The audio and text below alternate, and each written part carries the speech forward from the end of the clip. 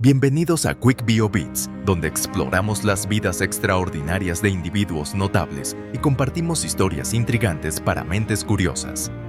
Todo en menos de 15 minutos. Nelson Mandela, un nombre que resuena con fuerza en la historia moderna, es sinónimo de lucha contra la injusticia y símbolo de reconciliación.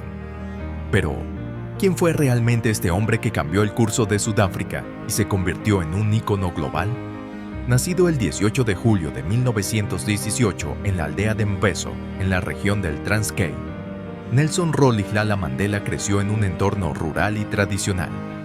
Su nombre de pila, Rolihlahla, significa literalmente alborotador en Xhosa, su lengua materna. Quizás fue un presagio de la vida que le esperaba, aunque nadie podría haber imaginado el impacto que tendría en el mundo. Mandela nació en el seno de la familia real Tembu. Su padre, Gadla Henry Mfakaniswa, era consejero del monarca Tembu. Este origen aristocrático le proporcionó privilegios inusuales para un niño negro en la Sudáfrica de principios del siglo XX. Sin embargo, la muerte de su padre cuando tenía apenas 9 años marcó un punto de inflexión en su vida. Tras la pérdida de su padre, el joven Nelson fue adoptado por el regente Tembu, Yongintaba Dalindyebo. Este cambio lo llevó a la gran lugar en Mikekezweni, la capital de Tembuland, donde recibió una educación formal, algo poco común para los niños negros de la época. Fue aquí donde Mandela comenzó a desarrollar su comprensión de la política y la justicia, escuchando a los ancianos discutir sobre la historia y el gobierno de los Tembu. A pesar de su crianza privilegiada, Mandela no estaba exento de las duras realidades del apartheid. Desde joven fue testigo de la discriminación y la injusticia que imperaban en su país.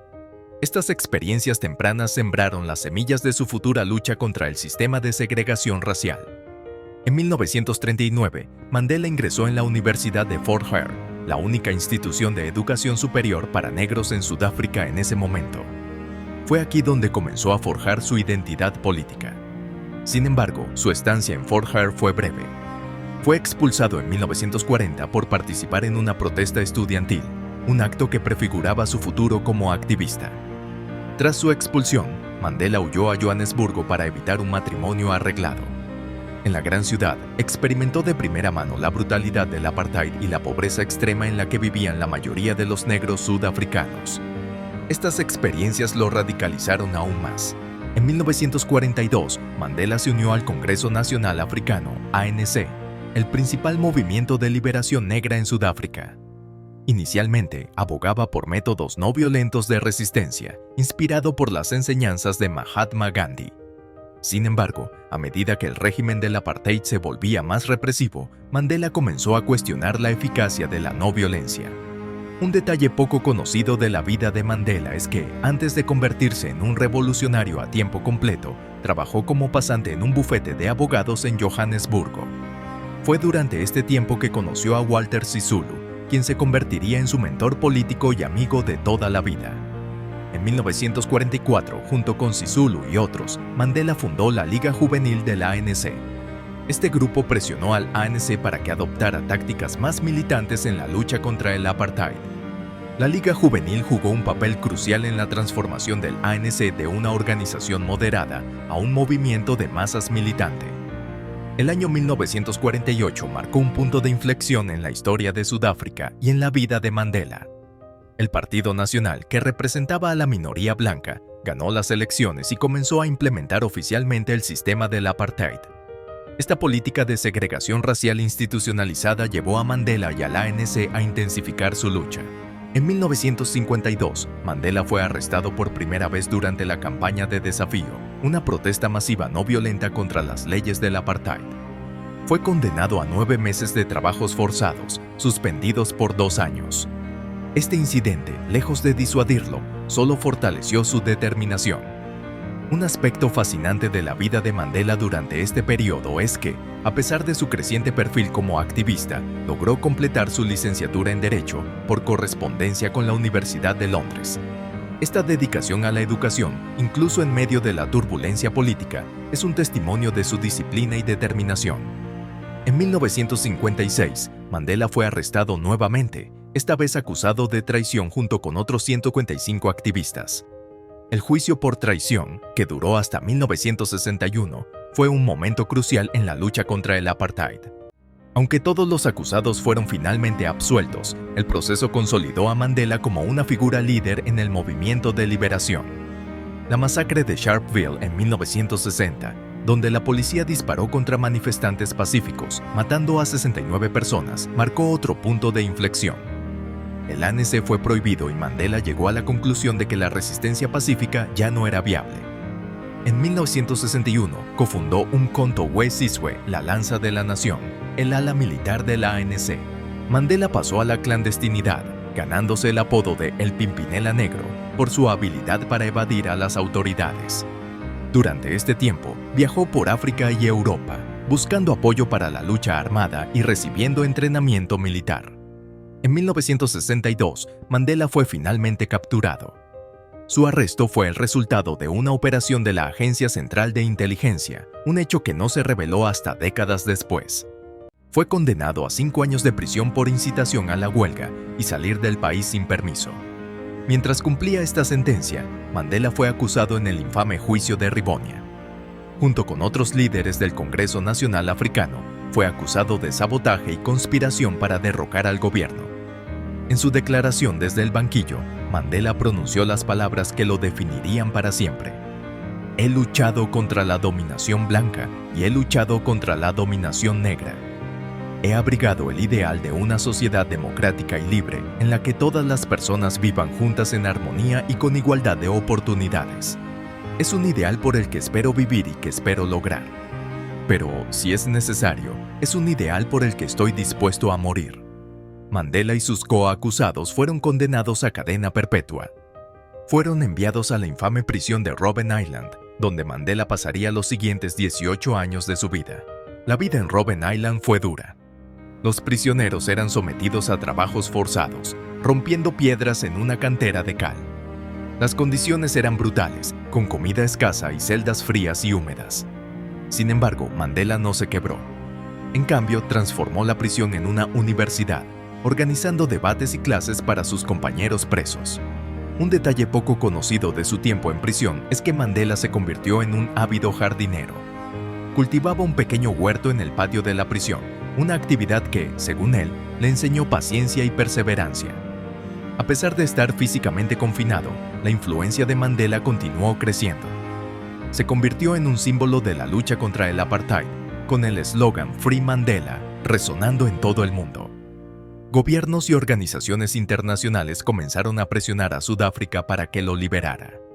En 1982, Mandela fue trasladado a la prisión de Pollsmoor en Ciudad del Cabo.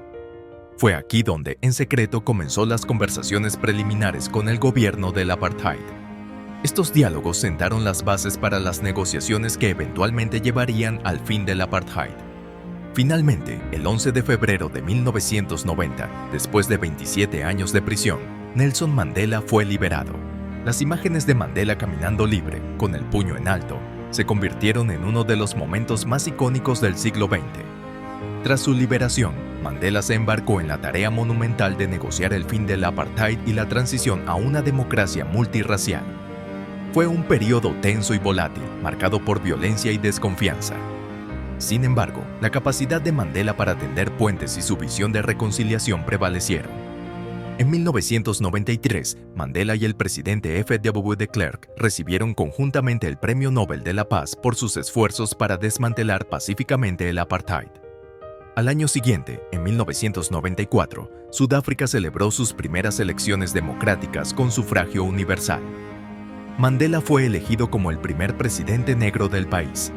Como presidente, Mandela enfrentó el enorme desafío de unir a una nación profundamente dividida.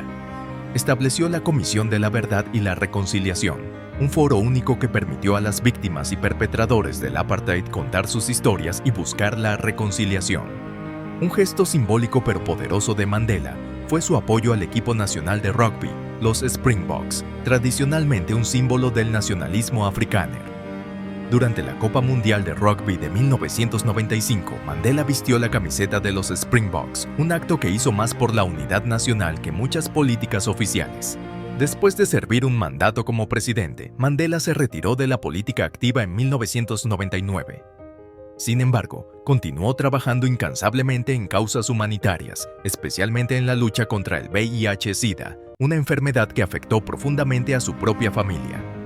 En sus últimos años, Mandela se convirtió en una especie de anciano global, respetado y consultado por líderes de todo el mundo.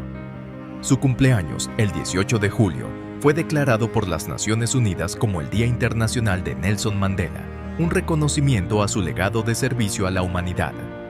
Nelson Mandela falleció el 5 de diciembre de 2013, a la edad de 95 años.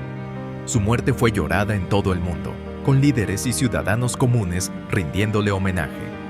El legado de Mandela es multifacético y duradero. Transformó Sudáfrica de un estado de apartheid a una democracia multirracial. Pero más allá de los logros políticos, Mandela nos dejó lecciones invaluables sobre perdón, reconciliación y la capacidad del espíritu humano para superar la adversidad. Mandela no era perfecto y él mismo lo reconocía. Cometió errores y tuvo que tomar decisiones difíciles. Pero su capacidad para aprender, crecer y perdonar lo convirtió en un modelo a seguir para líderes de todo el mundo. En sus propias palabras, Mandela dijo una vez: "No soy un santo, a menos que pienses que un santo es un pecador que sigue intentándolo". Esta humildad, combinada con su inquebrantable compromiso con la justicia y la igualdad, es lo que lo convirtió en una figura verdaderamente extraordinaria. La vida de Nelson Mandela nos recuerda que un individuo puede marcar la diferencia, que el cambio es posible incluso frente a las probabilidades más abrumadoras, y que el perdón y la reconciliación son herramientas poderosas para la transformación social. Hoy, mientras Sudáfrica y el mundo continúan luchando con los desafíos de la desigualdad y la injusticia, el ejemplo de Mandela sigue siendo una fuente de inspiración y una llamada a la acción. Nos recuerda que, en sus palabras, siempre parece imposible hasta que se hace. La historia de Nelson Mandela es un testimonio del poder de la perseverancia, la dignidad y la visión.